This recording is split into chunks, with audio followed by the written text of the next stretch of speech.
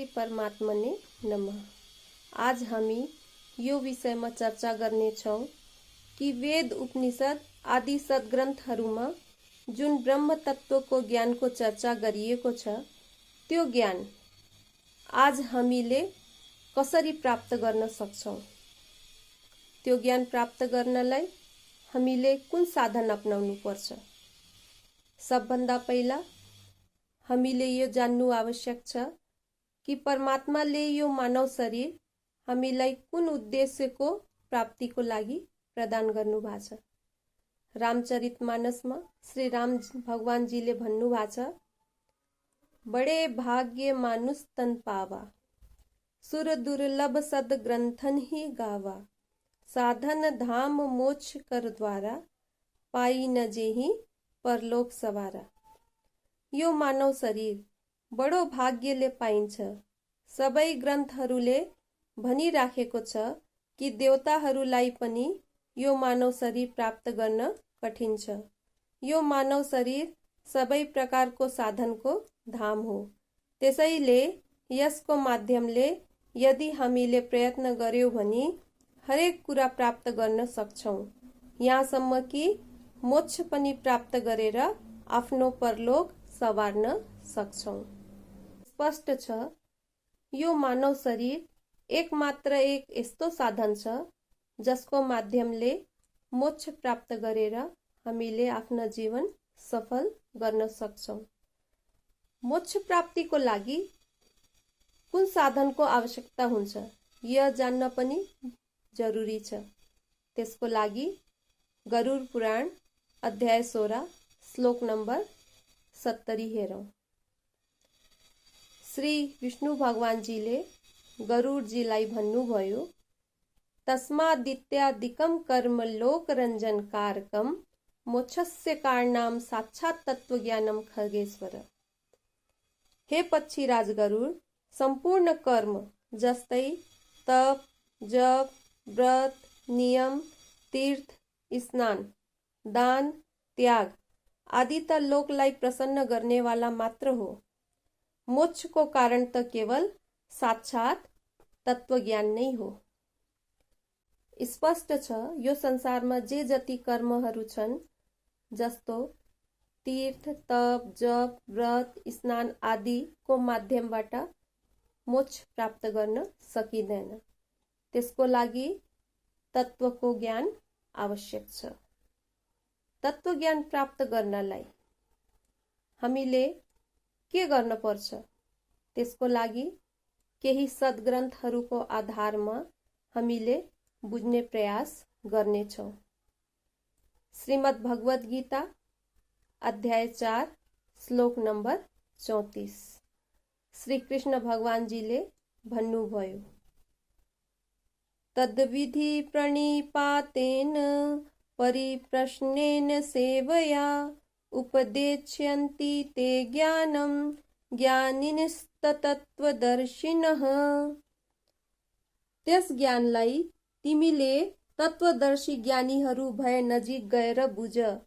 उनीहरूलाई उचित तरिकाले दण्डवत प्रणाम गर्नाले, उनीहरूको सेवा गर्नाले र कपट त्यागेर सरलतापूर्वक प्रश्न गर्नाले परमात्मा तत्वलाई विशिष्ट किसिमले जानेका ती ज्ञानी महात्माहरूले तिमीलाई त्यस तत्वज्ञानको उपदेश प्रदान गर्ने छन्।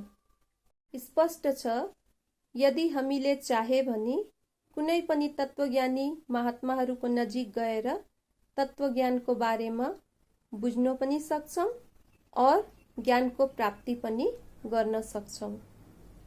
अब आद्य शंकराचार्य जी को विवेक चूड़ामणि श्लोक नंबर 62। शब्द जालम महाअरण्यम चित्त भ्रमण कारणम अतः प्रयत्नाज्ञात्वयं तत्वज्ञात तत्वमात्मनः। शब्द जाल त चित्तलाई भड्काउने एक महान वन हो। यस कारण कुनै पनि तत्वज्ञानी महात्माबाट प्रयत्नपूर्वक आत्मतत्वलाई जान्नु पर्दछ। अब यदि कुनै पनि गुरुको यहाँ गएर हामीले ज्ञान प्राप्त गरेका छौं भने सबभन्दा पहिला यो बुझ्न आवश्यक छ कि हामीले प्राप्त गरेको ज्ञान ब्रह्म तत्वको ज्ञान हो कि होइन, त्यसको लागि कसी लाएर जाँच गर्न पर्छ। जस्तै परमात्मा सर्वशक्तिमान हुनुहुन्छ, उहाँले सम्पूर्ण जगतको रचना गर्नु भएको छ, सञ्चालन पनि गरिराख्नु भएको छ और लय विलय पनि गर्नुहुन्छ। हामीले प्राप्त ज्ञानमा यस्तै दर्शन भएको छ कि छैन? संसारको उत्पत्ति, सञ्चालन और लय विलयको साक्षात दर्शन हुनुपर्छ। यदि हामीले साक्षात दर्शन प्राप्त गरेको छौं भने त्यो ज्ञान सत्य ज्ञान हो। यसरी नै वेद, उपनिषद आदि सद्ग्रन्थहरूमा ज्ञानको के कसी लेखिएको छ, परमात्माको के कसी लेखिएको छ, ज्ञानमा त्यस्तै दर्शन हुनुपर्छ। यदि ज्ञानमा त्यस्तै दर्शन भएको छ भने ज्ञान सच्चा ज्ञान हो और गुरु पनि सच्चा गुरु हो। यदि ज्ञान असत्य हो भने गुरु पनि सच्चा गुरु होइन। जबसम्म हामीले सच्चा ज्ञान प्राप्त गर्दैनौं, जबसम्म हामीले सच्चा गुरु भेट्दैनौं, तबसम्म हामीले आफ्नो खोज जारी राख्न पर्छ। त्यसकारणले श्री आद्य शंकराचार्यजीले भन्नुभएको छ कि कुनै पनि तत्वज्ञानी महात्माहरूबाट आत्मतत्वको ज्ञान जान्नै पर्छ। गरुड पुराणमा श्री विष्णु भगवानजीले गरुडलाई भन्नुभयो, अध्याय 16 श्लोक नम्बर 49, तस्मात् सर्व प्रयत्नेन सर्व अवस्थासु सर्वदा तत्वनिष्ठो भवेत् ताच्छर्य यदिच्छेन मोक्षमात्मनः। हे ताच्छर्य, यदि आफ्नो मोक्षको इच्छा छ भने सर्वदा सम्पूर्ण प्रयत्नहरूको सबै अवस्थामा निरन्तर अनुष्ठान गरेर तत्वज्ञानको प्राप्तिमा संलग्न रहनुपर्छ। स्पष्ट छ, श्री विष्णु भगवानजीले गरुडलाई भन्नुभयो कि हामीले ज्ञानको प्राप्तिको लागि सबै अवस्थामा निरन्तर प्रयत्न गरिराख्न पर्छ, जबसम्म ज्ञान हामीलाई प्राप्त हुँदैन। यसरी नै केनो उपनिषदको 2 खण्ड श्लोक नम्बर 5, इह चेद वेदीदथ सत्यमस्ति न चेदिहा वेदिन् महति विनष्टिः भूतेषु भूतेषु विचित्य धीराः प्रेत्यास्मा लोका द्रमिता भवन्ति।